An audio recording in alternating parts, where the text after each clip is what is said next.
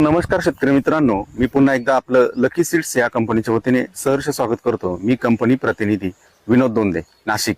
आज आपण निफाड तालुक्यामध्ये आलेलो आहे। निफाड तालुक्यामधलं गाव नांदूर या ठिकाणी लकी सीड्स या कंपनीचा BS 336 लकी 72 या दोडक्याची लागवड केलेली आहे। त्या संदर्भात आपण त्यांचं मनोगत ऐकण्यासाठी। तर भाऊ नमस्कार। नमस्कार भाऊ, तुमचं संपूर्ण नाव आमच्या शेतकरी मित्रांना सांगा। माझे नाव प्रवीण भास्कर चव्हाणके, राहणार नांदूर मधनेश्वर, तालुका निफाड, जिल्हा नाशिक।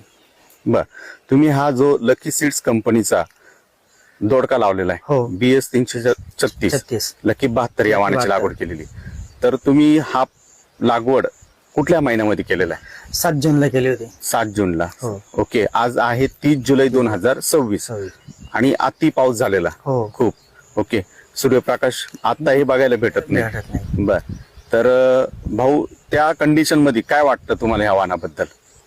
या वाहनाची रोगप्रतिकार शक्ती चांगली आहे, माल पण चांगला आहे, क्वालिटी पण चांगली आहे। बर, आणि जो कलर आहे तुम्ही शेतकऱ्यांना दाखवाल फळांचा कसा आहे? हो, याचा कलर गर्द असा हिरो आहे, बर मिडियम एक साईज, कलर पण आकर्षक आहे, दिसायला पण एकदम आकर्षक आहे। बर, तर प्रवीण भाऊ, अजून तुम्ही जो हा सगळा तोडलेला माल आहे, हो। साधारणतः कुठल्या मार्केटला नेता? आम्ही इथं खांडगावला नेतो, खडक माळेगाव पाशी खांडगाव आहे, त्या मार्केटला नेतो। बरं, कॅरेटवर विकला जातो? तिथं पिशवीत विकला जातो। किती किलोची? 13 किलोची पॅकिंग असते। 13 किलोची। हो। साधारणतः आता 13 किलोला दर काय मिळतोय किलो मध्ये?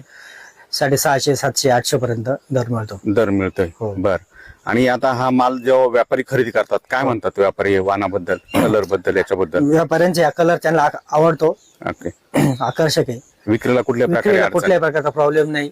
बर, आणि फळाची लांबी? फळांची लांबी 1.5 फूट पर्यंत आहे, 1.5 म्हणजे कॅरेटच्या बाहेर नाही निघत। कॅरेटच्या बाहेर निघत नाही। हो। तर भाऊंचे मी लकी सीड्स या कंपनीच्या वतीने खूप खूप आभार मानतो।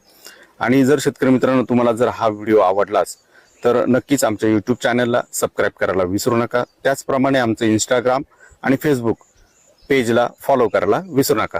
जर तुम्हाला ह्या वाणाचे जर बियाणं लागले तर नाशिकला कृषी विकास बीज भंडार या संस्थेकडे हे बियाणं उपलब्ध आहे।